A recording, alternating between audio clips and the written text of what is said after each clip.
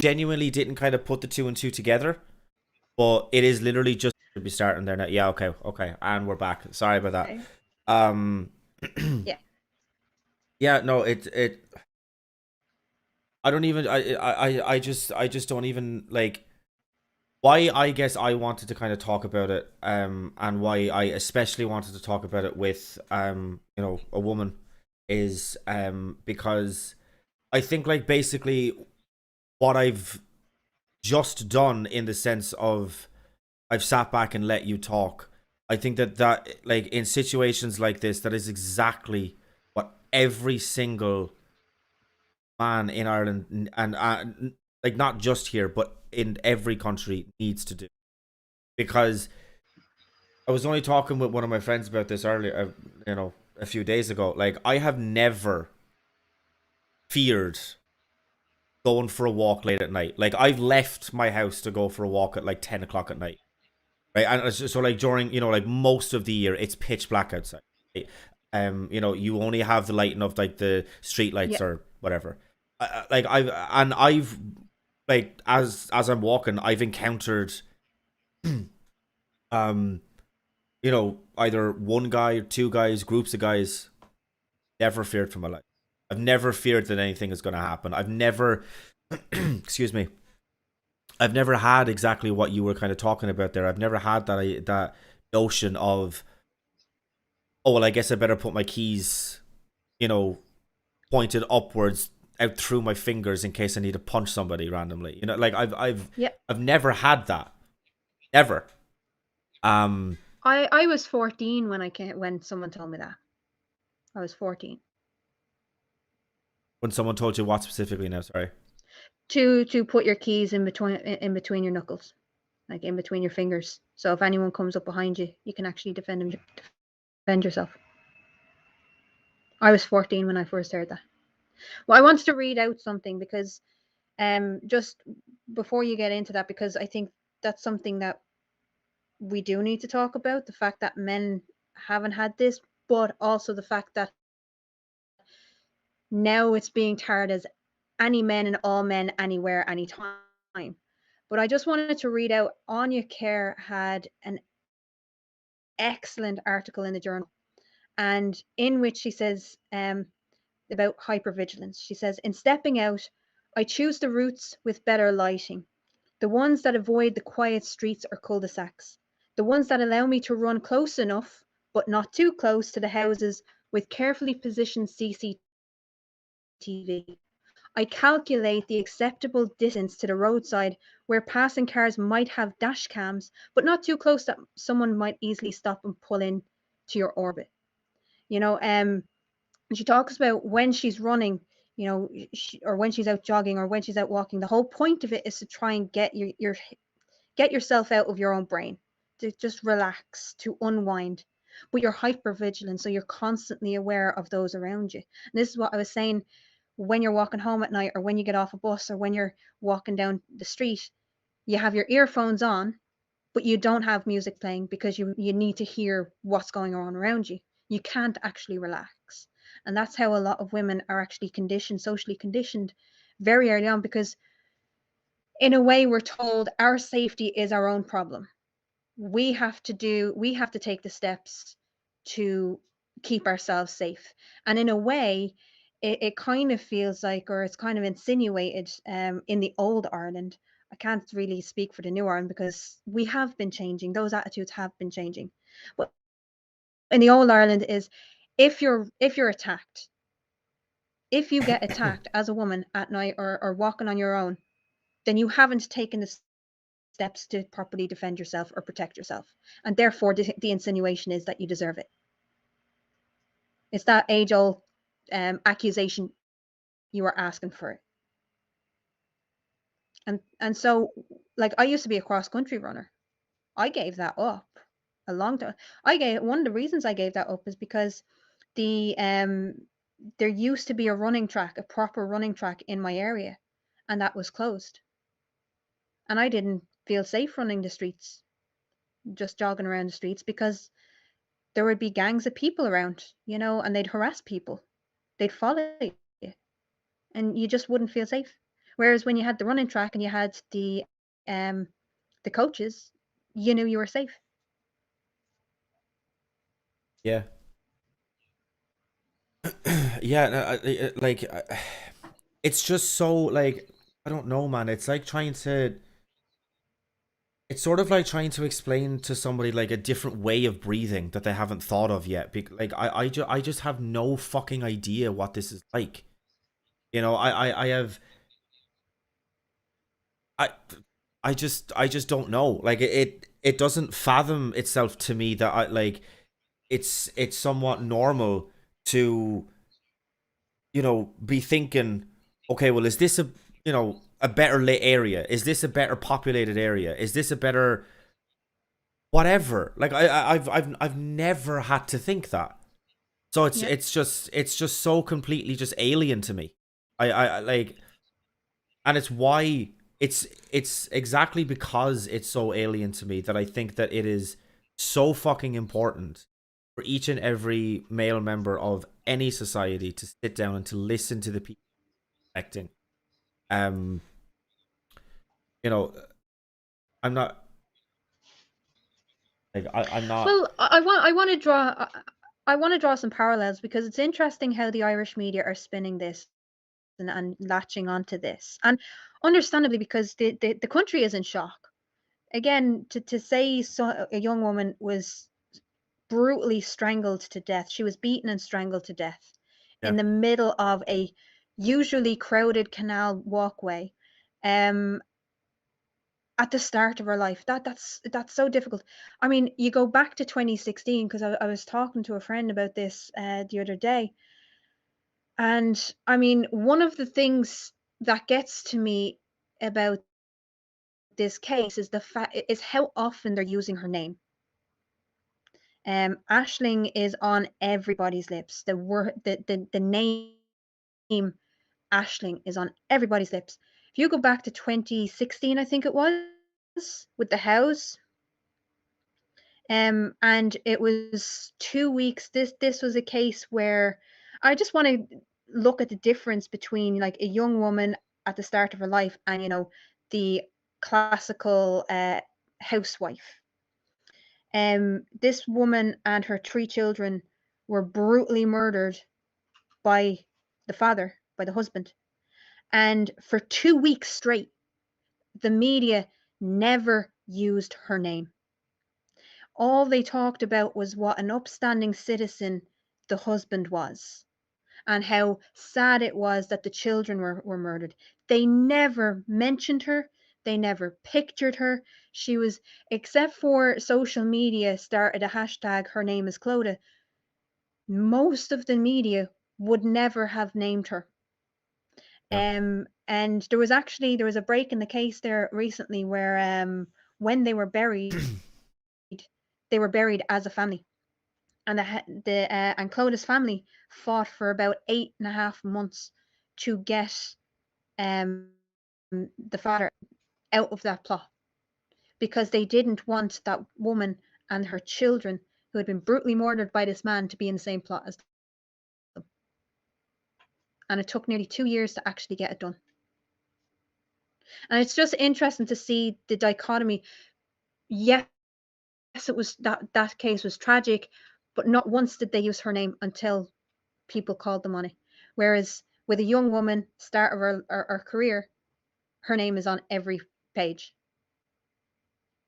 yeah, That bothers me. That really bothers me. yeah. Like it's I don't know. It's just such a fucking depressing case. You know, just everything about it, man. It's just so fucking depressing. As we've all said, she was 23, incredibly fucking just at the very, very start of her career. fucking sister's age. Just uh, I It don't hits like hard. this. Yeah, and like this whole thing about not all men. Like, yeah, oh, it's not all men, but you see, the point about it is that not all men know when no means no. Not all men know that you can't just grope a woman with no consent, with no permission, etc., etc. Not all men know that Hmm. you can't follow someone home and be a total fucking creep about the situation. Not all men know how to be a decent fucking human being. That's the point. It's not Completely agree. about. It's not Completely about agree. like, because everybody knows that it's not literally all men. Everybody knows that. But the point is that like even the fucking dumb fuck reactionary slogans that people opposed to this are bringing out, we can use literally against them, as I've just done right now. It's Yep. it's not like, I don't know. Like, I sometimes kind of wonder, like, was it just my kind of upbringing, right? I was raised by the strongest woman that I have ever met, and that I ever hope to meet either. Um, and she drilled into me from when I was like 11 years old that if you are doing anything with another person and they say no, you fucking stop. Like, Hmm. it's not difficult. Like, consent to sex is not consent to continuing sex. And Hmm.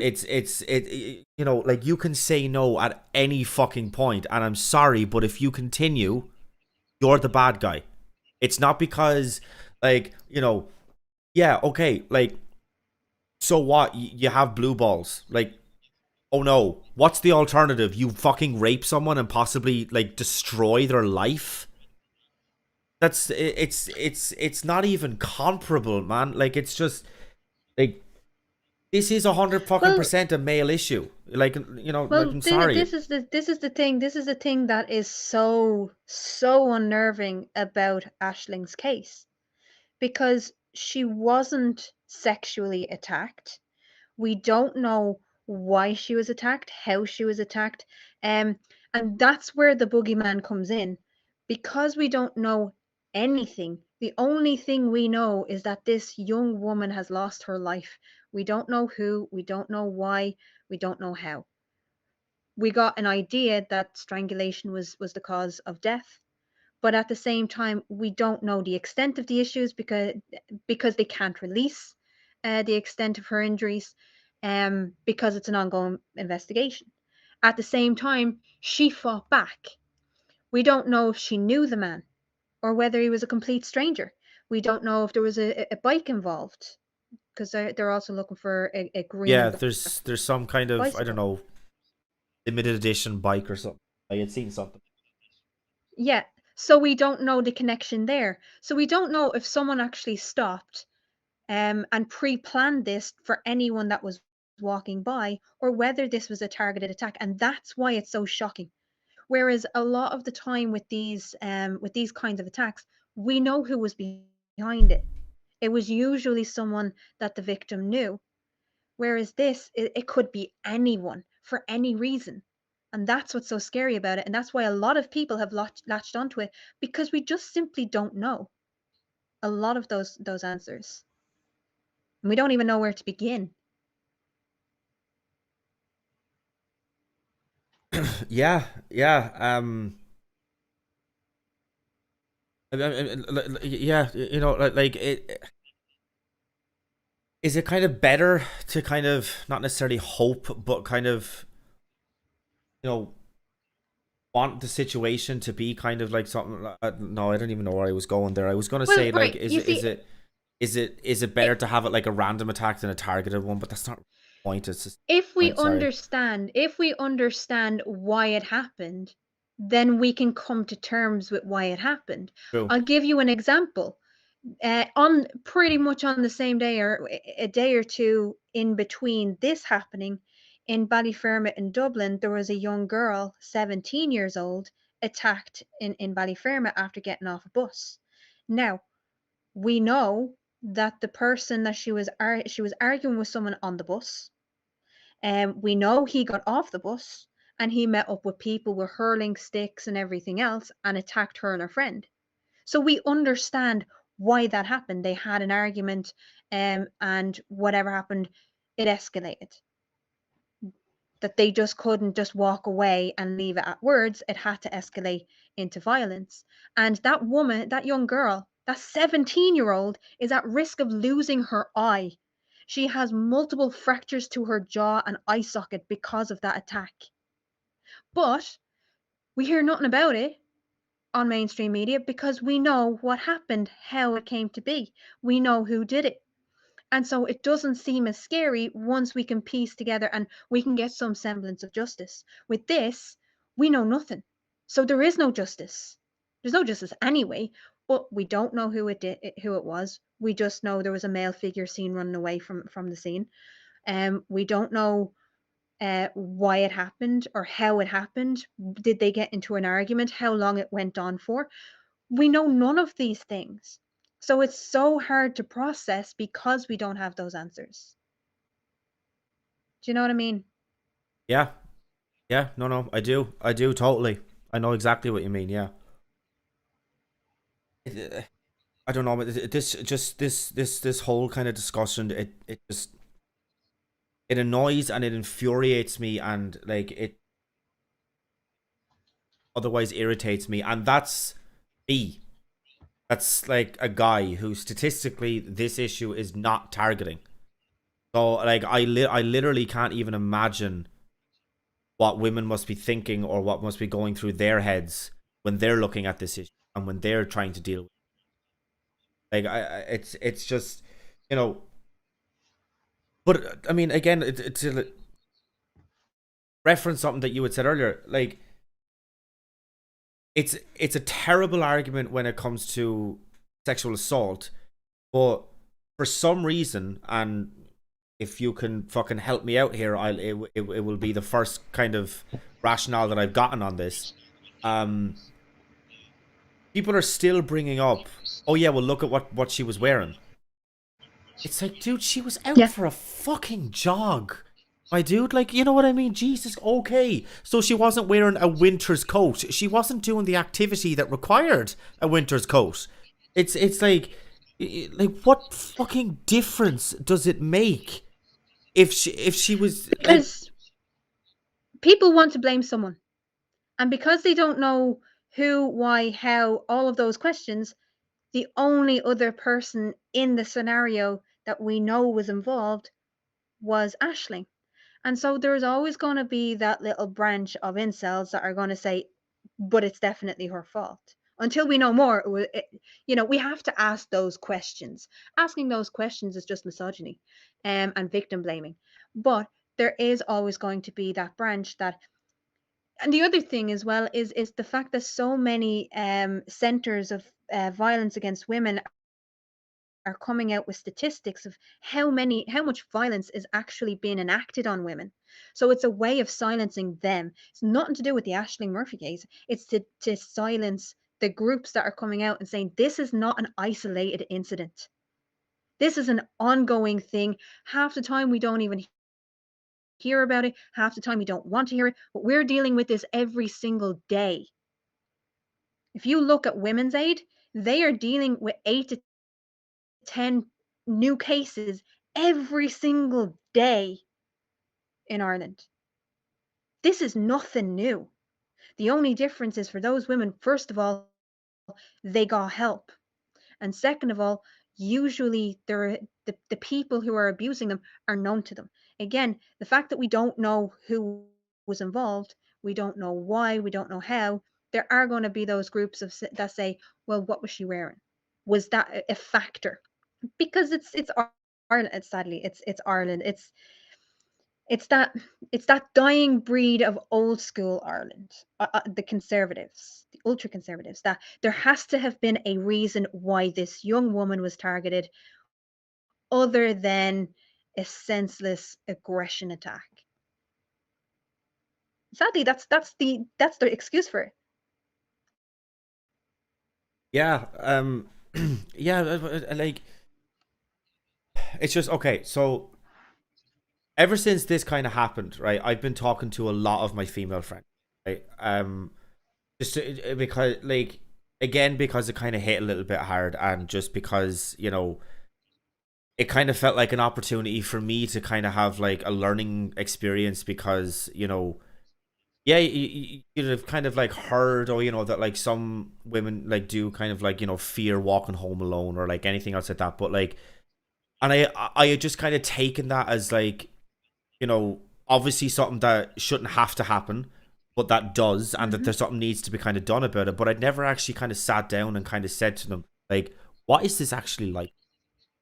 Like, what do you know what I mean? Like, what goes through your head when you feel like you have to pretend to be on the phone with someone if you're walking home? Like, or whereas like have to kind of walk like a little bit quicker than you would otherwise like want to walk. And then when you kind of get into the whole kind of thing of, oh well, yeah, well, like look at what she was wearing. Like one of my friends, I don't know if it's like I don't know, just like a cold issue that she has, but like basically, like it's not exactly fucking a summer's day here in Ireland. Like temperatures are fairly low, and she's going around most days wearing two pairs of pants. I guarantee fucking to you, there's still going to be Yeah, someone who says, "Oh yeah, well look at what she was wearing. She was wearing two pants, yeah. two of them. Like you can't say, look at what she was wearing. Like it's just it's just so It's an stupid, and easy out. it's It's an easy out of blaming the victim. And again, an attempt to make sense of it. That when nothing else is making sense, those old nasty, crusty ideas are the only thing that comes into the mind that you can actually make sense of it. And so, especially with older, very, very conservative men, that's the only way of actually doing it. I can tell you from my perspective, as I said, I was 14 when someone told me about the keys. So it's hyper normalized. You don't even think about it. And there was an excellent campaign there over the last few years called Everyday Sexism. And what it aimed to do was just show how much normalized everyday misogynistic bullshit women have to put up with. And it's not just the stereotypical catcalling that you think of or grabbing someone's ass. You know, it's so much more than that. It's the normalized comments that we don't even as women we learn to pick our battles. Let's just say yeah, that. yeah. We don't comment on, we don't pick up on, we don't correct because it's a losing battle. With the big things like that, what was she wearing? Yes, we will choose that battle because it's easier to make people to help people understand that doesn't matter what you're wearing. If an aggressor or an abuser wants to target you, you're going to get targeted. But when you, as you said, you have no concept, nothing to draw from it on this. A lot of men are like that, and so sometimes to make sense of it, they fall back on old nasty ideas, and it must have been something she had done. And it's the old kind of peeping out the curtain of why is the neighbors having an argument? It must have been something they done. Sadly, that's just I'm hoping it's being phased out and we're losing that side of Ireland. But regardless of what it is, if you hear violence against women at all, whether it's an attack, whether it's sexual assault, doesn't matter what it is, that question of what was she wearing will always come up. It will always come up. It's It's horrible, it's sad, but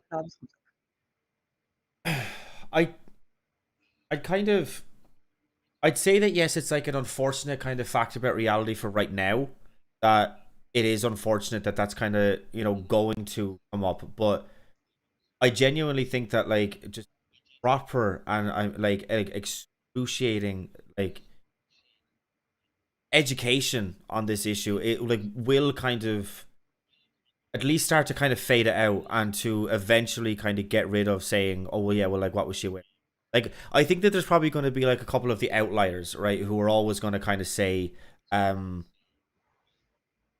you know, who are always going to say it just because they just want to be an asshole, right? But you know, if you kind of you keep saying, or if you keep kind of drilling home this idea that consent means consent, and no means no, and yes means yes, and like all all of the if you drill that into young people's heads, especially guys' heads, and make them understand exactly what consent is, and give them like a profound respect for consent, I think that you will kind of start to see Yeah. this stuff kind of fade out. How long that's going to take, I don't know.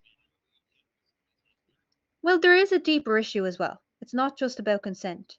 A lot of this, whether it be physical attacks or sexual attacks, a lot of this is about power and control.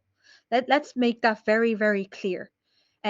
Attacking someone, whether it be male or female, it is a show of strength. I have power over you. The fact that she was strangled, I have power over you. I can take your life. And so when you, yes, it's about education, but it's also about teaching predominantly young people, because if you get them young, they grow up not to be assholes. Um, but it's about showing people that by women having their own power and being empowered to be equal on an equal footing to men, it, it doesn't take away men's power, you know and that's part of what's happening at the moment is the push to educate men on consent and control. Is you have the other side telling them, if you learn this, you're disempowering yourself, and there's a reaction Yeah, to that. So there's that fear, but it's that fear coming from the old guard, from the older generations. Don't lose your power to a woman. But they don't realize that women being brought up to the same level as men does not lower men's level. It just makes us equal. It brings us on an equal footing. That shouldn't be threatening to men. yeah, And and sadly, at the moment, it is threatening. Men do feel threatened by it.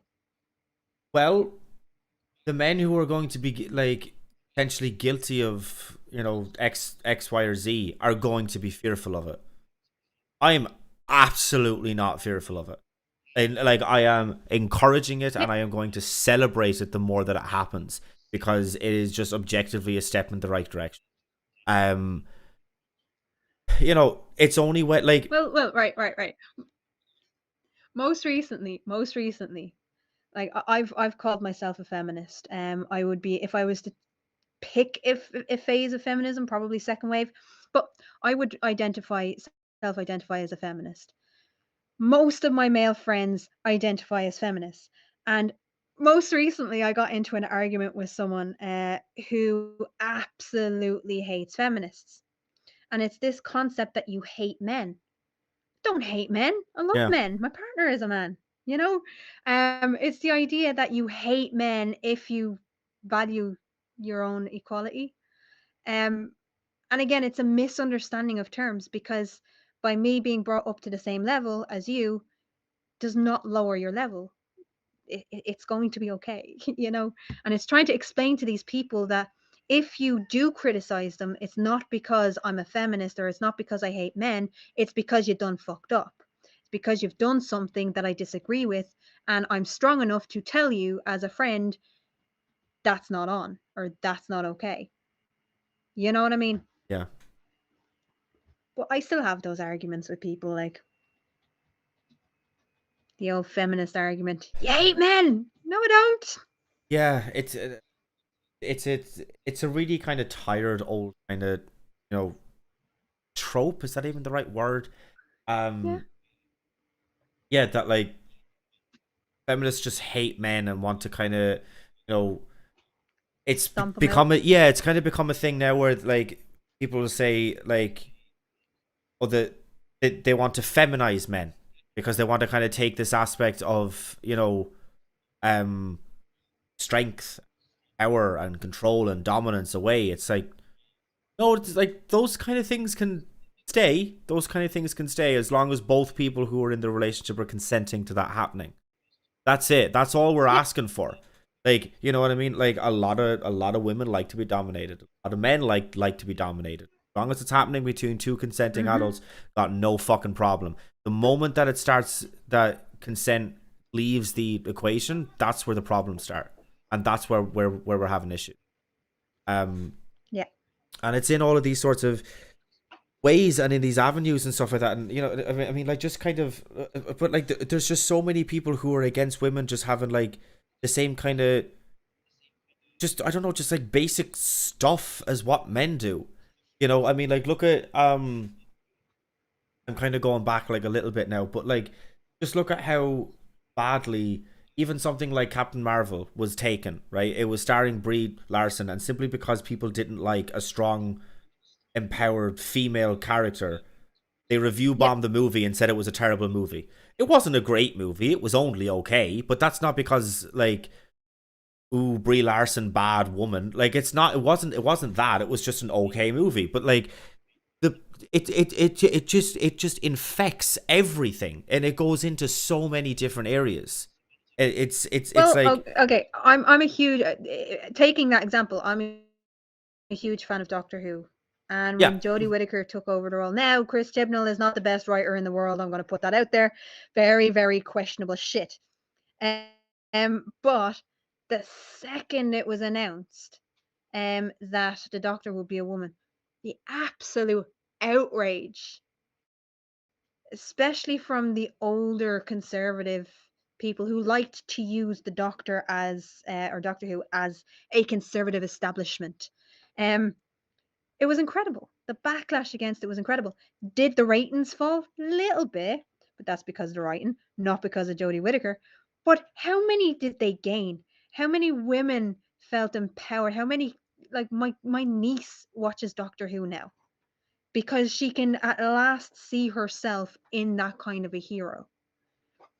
It's the yeah. idea again, it's the idea that you're taking something away from men if you give women a bone. It's Yeah, not going but to happen. it's just not though. Like it's just not Exactly. like men have everything. We have everything. We had like for fucking centuries going past, all of these kind of, like strong, powerful characters were all men, or they were majority men. And like it's it it's just everything. Like we had like there's so many men in like leading roles, and if a woman is in a leading role in like a movie or like a fucking TV or like something, it's automatically kind of like, ah, yeah, but like, where's the leading man? Well, why can't it just be a fucking leading woman? Like, we have everything. Like, we Hmm. have, we have never, especially white men, we have never had to fight for a fucking thing in our lives. Like, we've never had to fight for equality. We've never had to fight for the right to vote. That was just given to us because we were fortunate enough to have a certain amount of pigment in our skin. Like, it's just, Well, it's just the so. one thing that I think, yeah, but the one thing that I think you will agree with me on is that Mhm. the one thing that falls down across the board, male, female, whichever, and everyone in between, non-binary, trans, one thing we can agree on, especially during recessive times, during recessions, the one thing that does get cut back on is mental health. Yeah, And when you have grown up in this, now you were lucky, you grew up in a world dominated by a female presence, strong female presence. There are men out there that don't have that. They're raised by misogynistic assholes. And so those ideas are the only things that they have. And this, hate to use the buzzword, but toxic masculinity. I hate the term, but it defines what I'm trying to explain here. yeah, This idea of toxic masculinity, that you have to be this way to be a man. And when yeah. you don't live up to those standards, or when those standards are taken away from you because there's not the services there, because there's not the jobs there, all of a sudden jobs are gone, apprenticeships are gone, everything that you have been working for is ripped away from you. And then on top of that, they take away the mental health services. Or I'll give you an example. When I was 16, 17, I was helping run a drop-in center in my area, a very working class area of Dublin. And I was at the pool table with two lads. One was 17 and one was 14. And I said to the lads, what are you going to do after school? And, the 17, yeah, I don't know. I'm probably going to work, whatever. The 14-year-old, without even blinking, turns to me and says, everyone has given up on me.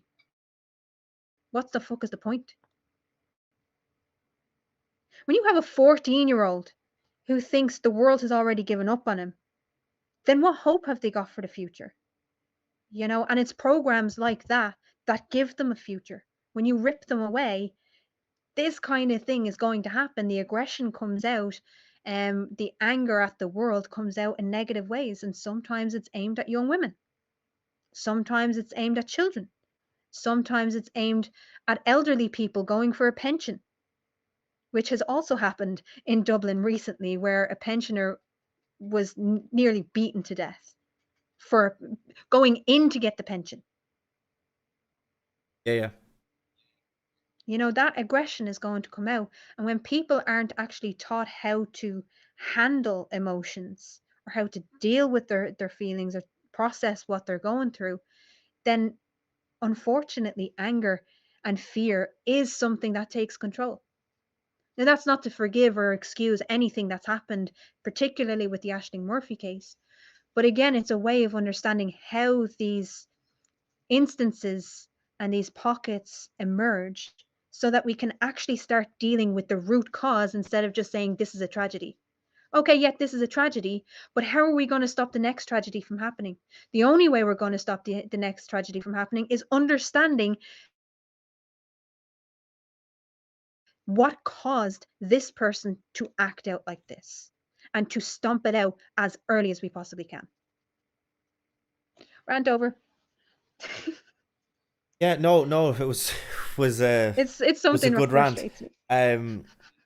No, it's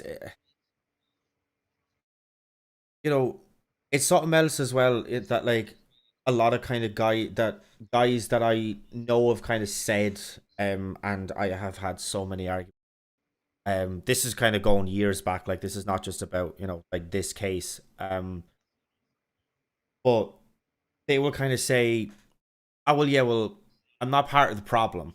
I'm not doing it, so therefore I must be part of the solution." No, the fuck you're not. No, you're not. You're not part of the solution. Why are you part of the solution? By sitting there and doing nothing. Well, that's just it. You're doing nothing.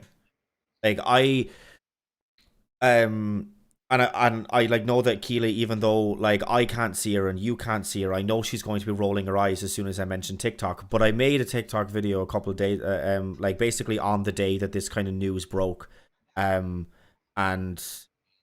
in that I said obviously I'm kind of limited to 3 minutes on that, and I'm not limited to watch anything on YouTube because it's the same. But what I said was this, and I'll make it much longer and kind of flesh it out. I want to give a PSA to every single man who is going to watch this video. It is on you, me, and each and every one of us to collectivize and to stand up to this issue.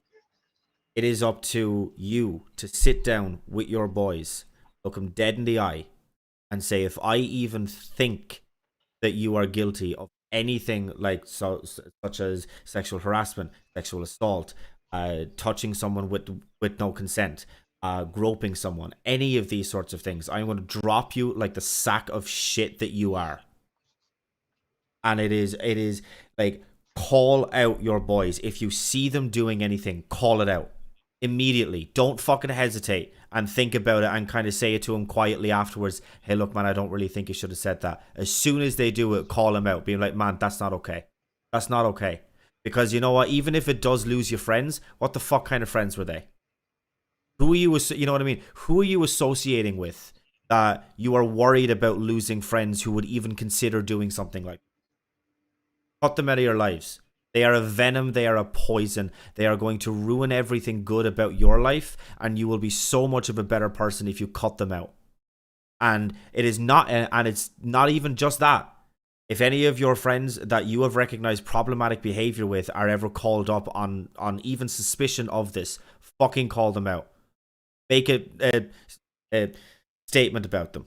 Not even necessarily saying, "Hey, look, I know that they did it," or I know that they didn't, but this is some behavior that I have noticed before, so I do think it's a possibility. That's something you can do.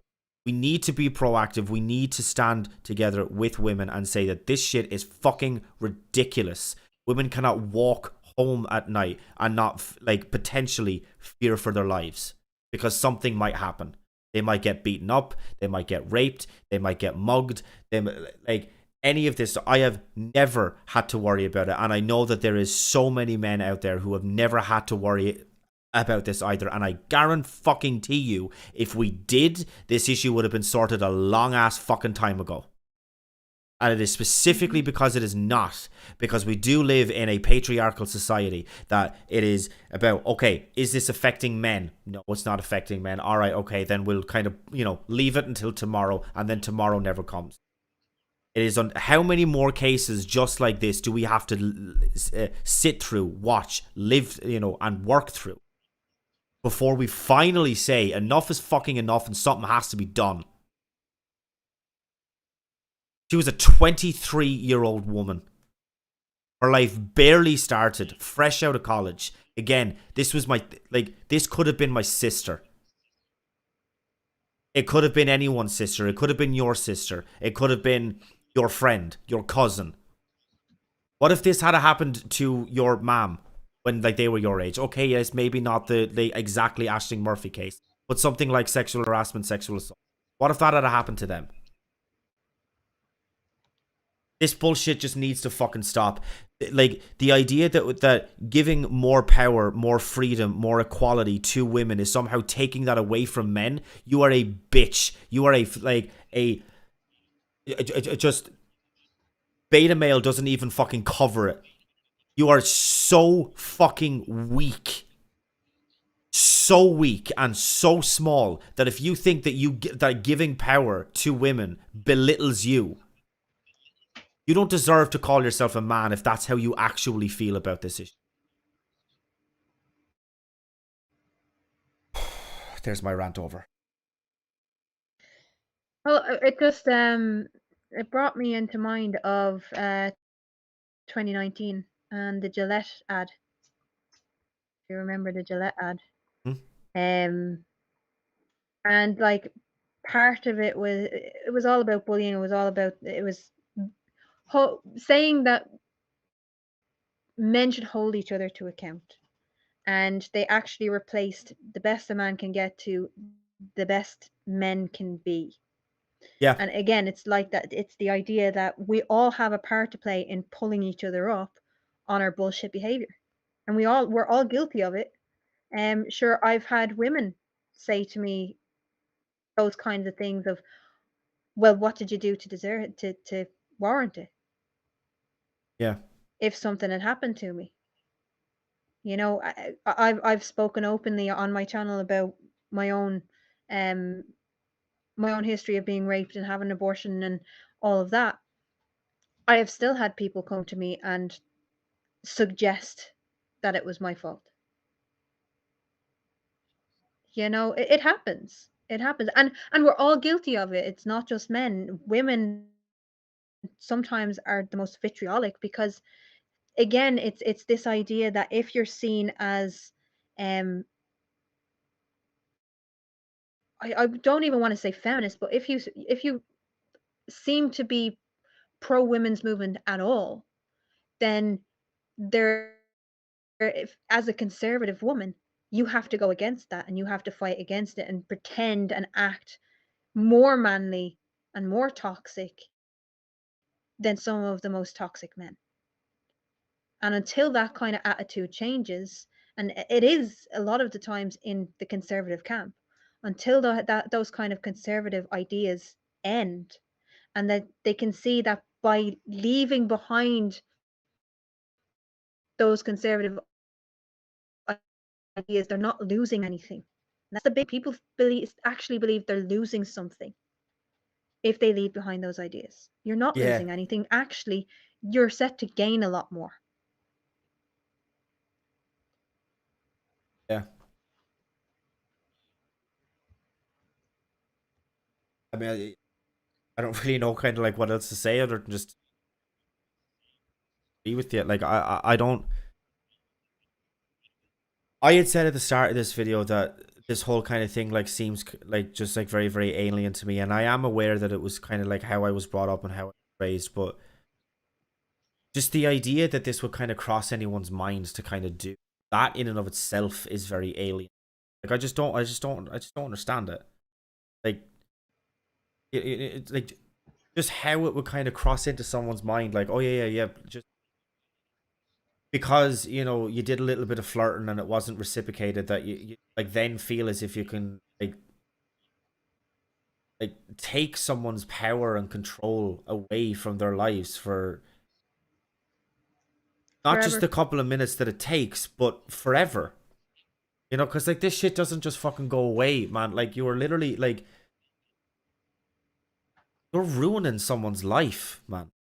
Like yes, in the kind of day to day, like it can get kind of easier to kind of manage, but like people don't fucking forget this shit. Like nobody forget. Like it's just the amount of harm and the amount of just damage that you are doing to someone if you decide to sexually assault someone. Like it's just like that whole like concept in and of itself feels just so alien to me. Well, again, going back to Ashling Murphy, she wasn't sexually assaulted. And Yeah, again, it's the scary part of it for a lot of people is that we don't know why she was attacked. Now, in fairness to me, it doesn't matter why she was attacked. The fact is, she was attacked. She was choked to death. And that in itself is absolutely mental and terrifying. But you have to remember, for that community, the killer is still at large. Who's to say, because it was done in broad daylight, who's to say it wasn't a local? yeah, And true. this is where communities start to turn on each other and they don't know who to trust. This breaks down the whole unit of a community Yeah, because in the back of your mind, you're thinking, is the person that did this in this vigil part of this vigil? Like Dublin had 1,000 people out at a vigil the other day, yeah, which was incredible to see. Um, but in the back of your mind, as part of this community, how do you trust anyone moving forward until this person is caught? You know, the yeah, killer, the person that took this young woman's life could be standing right beside you in the shop. And that's what's terrifying. That for me is it crosses all borders, it crosses all genders. The fact that this person has done such a horrendous, horrific thing and has gotten away with it thus far. And you could even hear it. What's remarkable, you could hear it in the guard's voice. This is not something that they're used to dealing with, and they're way out of their depth. There's 50 people on the case. That's not going to be enough. That's not going to be enough for this because we don't know who did it. We don't know why. We don't know how.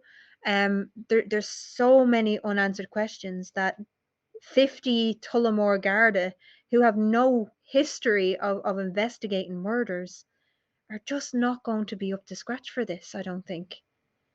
And so the confidence in even the local Garda just isn't there. And I've spoken to a few people at the vigil. I've spoken to a few people. They don't feel confidence in the guards to be able to solve this. Not until something else happens. And it could be in any county in the state. That's what's scary. yeah. Like And until that's resolved, just that is going to be on the psyche of everyone in this country. Yeah, like it's something like in the in the last couple of weeks especially, I've been kind of spending like an awful lot more time with my friends. Not necessarily for any particular reason. Not as if I felt like it wasn't and like, I had to do like how it happened. Um and one of my friends, I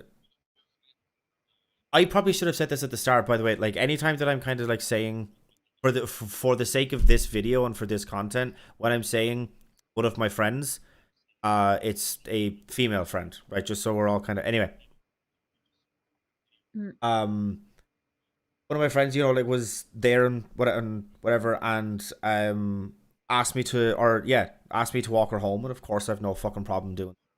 But it's just the fact that I have to be, that like she has to ask me to walk her home because she's afraid to walk home on her own. There was one of my friends who was up in my house yesterday, and obviously this was kind of since this case. Now I like would have said this anyway, but I kind of said, like especially after what's happening here, I was like, just text me when you're like, like getting ready, and by the time that I walk down to you, you'll Yeah. be ready, and then we'll walk back up to mine. Like I wish that I didn't have to do that, right? And it's not because, like I don't walk everywhere, because I do. It's not as if it's something that I'm not used to. It's just the fact that I have to. And it's not Yeah. because they're asking me to. It's because I could never ever ever forgive myself if I said, "Yeah, just head up to the house. Here's the address." If something had happened to her on her way up here, I would never have been able to. I just wouldn't. So I wish I didn't have to. I wish we lived in a better world. I wish we lived in a place where people respected what consent is, let people live their lives, and that we get, yeah, that like women can roam the streets and not be bothered or harassed or assaulted. Well, sadly, only by talking about this and continuing to talk about it and hashing these conversations out can any minds be changed. And it's only by changing people's minds that you change their behaviors. So I hope that happens too. I would much rather that I didn't have to walk home the way I have to walk home. I walk very fast, not only because I was a cross country runner, but because I want to get home as soon as possible. I want to get to where I'm going as soon as possible, and I don't take any liberties. And the fact that I'm safe walking any street, I can't take that risk because it's the one time that you let your guard down, and it's horrible to even think like that, but it's the one time you let your guard down that something might happen. That's what's going on in the back of your mind, and you don't even realize you're thinking it. That's the remarkable thing. Until we actually start having these conversations, you don't realize how much conditioning you've had to go through in order to keep yourself safe. Because, like in Ireland, for example, we're not allowed to have mace or pepper spray. If Yeah, we were caught with pepper spray, we would be charged for assault. Do you know what we're supposed to have? Do you know what our protection is? We're not allowed knives, obviously. We're not allowed pepper spray. We're not allowed any of that. A rape whistle. That's what we're expected to carry. I'm sorry, but a fucking like it's just like it's just Seriously, my pathetic self in a defense way. class, when I went to self defense classes, that's what they gave me, is a rape whistle. So, if you're ever attacked, you blow on the whistle or you pull the alarm. And it's better that you do it out in the open rather than if so. So one of the guys was saying, if you're being led down a street and someone has a knife to your back, do you A, go down the alley or the side street with them, or do you use your rape whistle, or do you scream? And the answer apparently was you scream as loud as you can, or you use the whistle or use the alarm or whatever, because that'll alert people while you're out in kind of public view Yeah. while you're out in the open. So it doesn't give them a chance. But then you're sitting there like, yeah, if they have a knife to my throat, I'm supposed to yell. Yeah. Yeah. Yeah. Do you know what I mean? Exactly. Instead of having pepper spray to go and actually have a chance, no, I have to have a fucking whistle. Like, and look at again, just to kind of piggyback off of the last point that I made. Like, I wish that we didn't have a world where we're gonna have to carry anything. You know, like I wish that we could live in a place where you would never even have to consider buying mace or pepper spray or carrying a rape whistle or thinking, okay, well, something happens to me here, like how loud do I have to shout to alert the nearest 5 houses or whatever. Like, I wish that that was never something that women even had to consider. um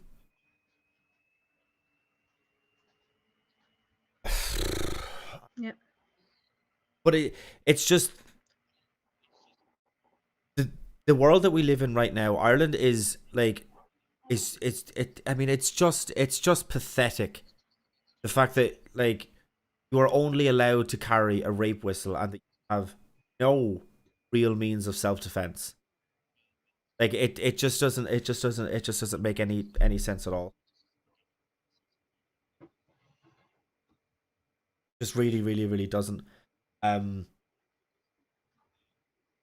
I had another point to make now and I'm after forgetting about it. that's okay. Hopefully it'll come back to me. Yep, I'd love to live in. I would love to live in that world too, but sadly, while we don't, there has to be some sort of protection put in place that we are able to use that is practical. Because again, well, first of all, again, it's putting the onus on the woman that if you don't keep yourself safe, it's your responsibility, it's your own fault. And secondly, it's leaving vulnerable women in that position where they're likely to get attacked. And again, in the back of your mind, and this case reinforces that, sadly, it can happen anytime, anywhere, with anyone, and it's terrifying. It can just destroy people's lives. It can destroy people's mental health. And for that town, for Tullamore, I really hope that the community come together and stop and don't point fingers and don't blame each other. Because it was a senseless tragedy. It was an accident on behalf of the community. Yes, that place is usually busy, but there are times where it's not. And I know there are a few people in the town that feel guilty that they usually walk around 3 o'clock and they should have been there to see this and they weren't. And now they're feeling guilty, survivor's guilt, that that could have been me, maybe it should have been. And that's the greatest tragedy that's come out of Ashling's case, is that people are actually feeling that way, that maybe it should have been me. It shouldn't have been anyone. It should not have been anyone. And the fact that it was someone, and the fact that she was 23, the fact that she was only starting her life, now maybe people will start paying attention. And I hate to say that, but now maybe we can have the grown up conversations that need to be had. Instead of saying it's too soon, it's too soon. We need to be having these conversations. It's the same conversation that they're trying to have about gun control in the States, and they're saying it's too soon. It's the same thing. Violence against women is something that we have to have a grown up conversation about in every echelon in Irish society and British society and beyond. But we're not having it. And that's what allows this problem to fester and grow. And I really hope we start having those conversations. Yeah, yeah, like it was something else that I kind of said in the tick. The whole kind of process, like, of calling out your boys, man, like, that's just so easy, you know. I wasn't ever told to call out that behavior, like, not by, like, because, like, it's so it's so bad to kind of see that happening to it to anybody, that if I did see it, like just like instinctively, no, like this needs to be a collective issue. You know, men are like at part of a lot of these kinds of issues, like whether it be assault, be it or sexual, like it is overwhelmingly done by women. Of course, it's done or by men. Jesus Christ. Of course, it is done by women too, but it's overwhelmingly by men. And men needs to this whole thing about, because I do see this a lot as well, where some men are now kind of saying, "Oh yeah, like I'm like kind of like afraid to ask somebody out in case they,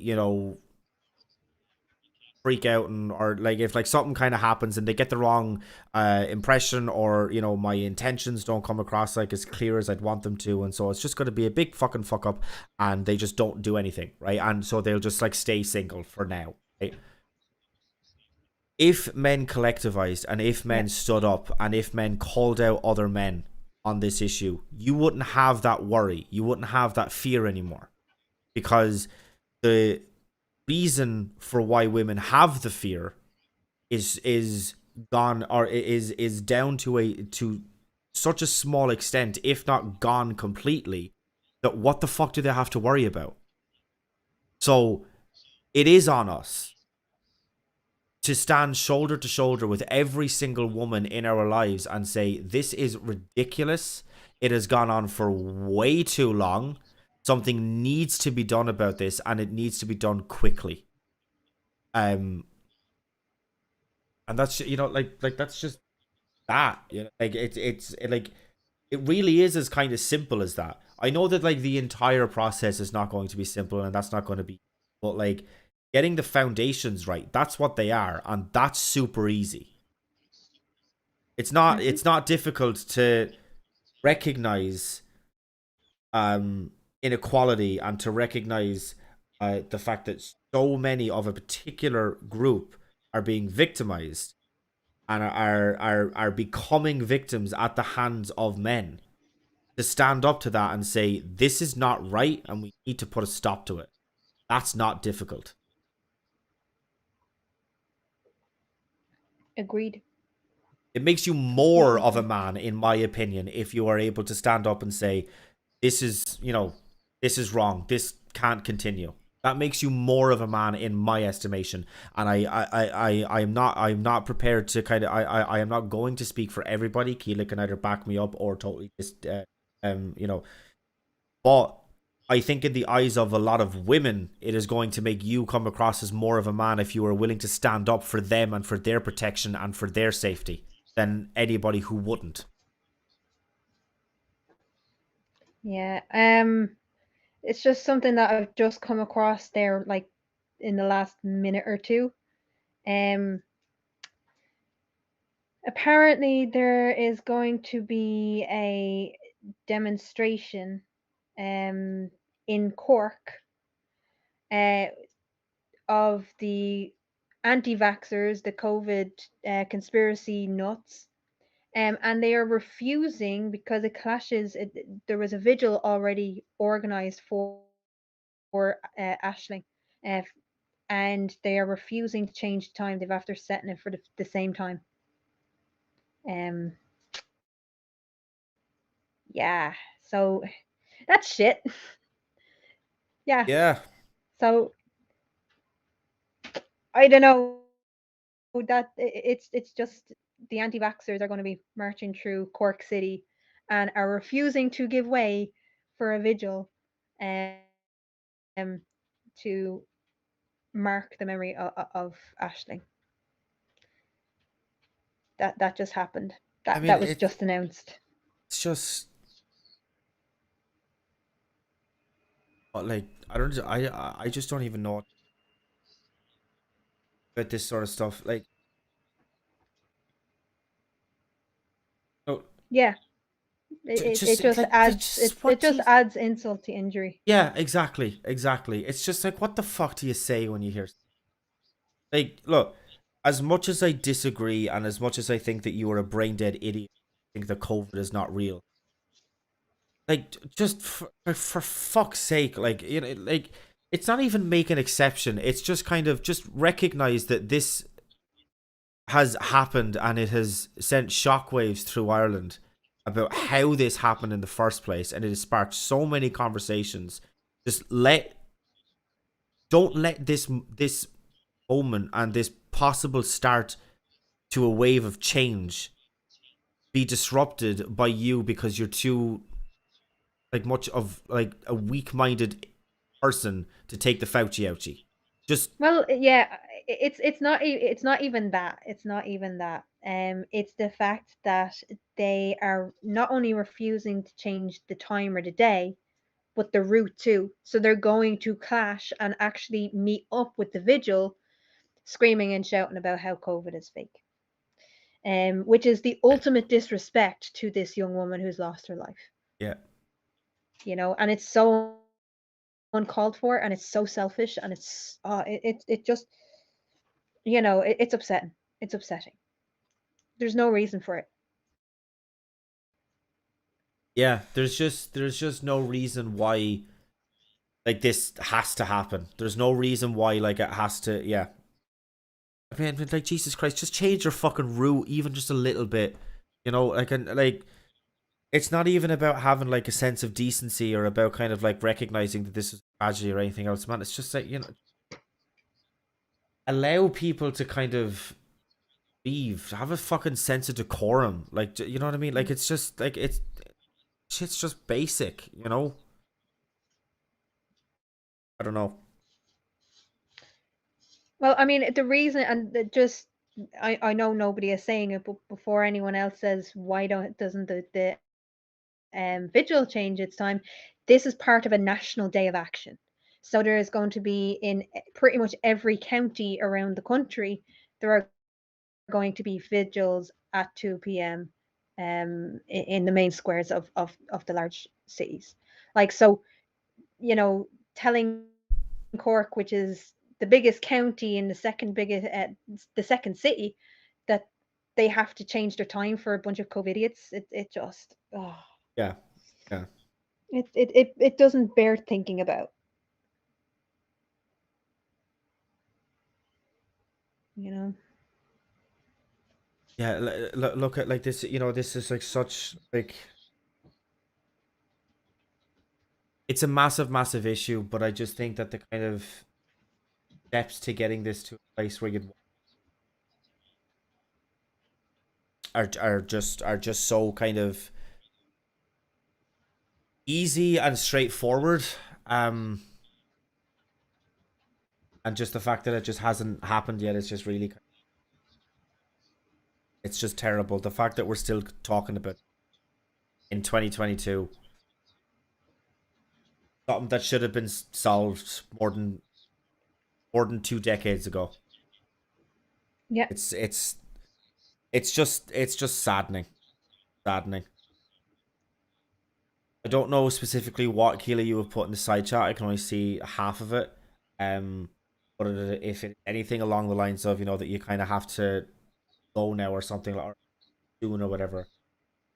Yeah, I was kind of pretty much on the right kind of path there anyway. We've been going for a little while, and I think that we said pretty much we have to say on this issue.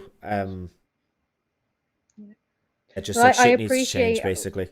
I do appreciate you doing this stream, and I do appreciate you invite me on, because it is something that we do need to talk about. It again, it's so senseless. It's so horrific, and it's easily avoidable in the future if we start now. Yeah, So these conversations help. yeah, and just talking about it and kind of getting like other people's perspectives, like another people, like and people talking about the things that they've been through. Obviously, if they're like feeling like they're willing and able to, and if they don't mind sharing and stuff, we're not really in the business of pressuring anybody into doing anything that they don't want to do. But Yeah, like yeah, this is just so important, like because it makes it real, man. Because like even though like me and you have never met each other like in real life or whatever, like it's like I can. appreciate and I can understand and I can sympathize with, you know, some of the things that you've been through and stuff like that. And like, and just sitting down and talking one on one with someone who has been through something like this is just so fucking important, and it's so eye opening as well. You know, it's just some of the things that like you take for granted and that you never even have to think about that is always on a woman's mind.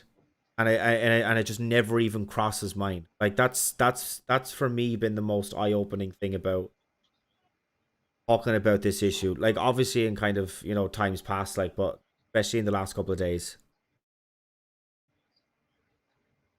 Yeah, look, I I think just I think we can both agree that for the family, the friends, um, and of for the whole town of Tullamore who are dealing with this absolute tragedy, we wish them all the best. We hope that there's justice. We hope that this monster is found and that they get answers and they get justice because it has to happen. yeah. Okay. I just want to thank you, Keela, for coming on and for kind of, you know, expanding the kind of woman point of view on things like this. Want to thank everybody in the live chat come along and have been supportive and stuff like that. And just to kind of once again, just kind of reference, I know that TikTok can be like a very kind of like a volatile place, especially if, you know, well, depending on what area of TikTok you kind of live on. Um, but the video that I posted is it's like still kind of going up in views, but at the moment it's kind of sitting at 6,500, which is my most viewed TikTok to date. I got a number of comments on Congrats. them, and every single one of them are supportive and are, That's you know, brilliant. um things like, you know, like thank you for saying this and stuff like that. And look, I'm not kind of saying that to, you know, pat myself on the back like or anything else like this, like, but it's just like it's not difficult for me to kind of speak on this because it's just what I think, you know, like I haven't been personally affected by it, so it's not taking any amount of strength for me to be able to talk about this because I haven't experienced it in a negative way. So, but yeah, it's very encouraging that the live chat here and that the comments on TikTok and generally speaking online from what I've seen have been very, very positive. There's always going to be outliers and there's always going to be one negatives, but by and large, it is very, very positive. It's very, very encouraging to see. Thank you to everybody. Um, Have a good night, folks. yeah, we will talk to you in the next one. Like, subscribe, do all that YouTube bollocks. I know I always kind of. Anyway, see you next time. Bye.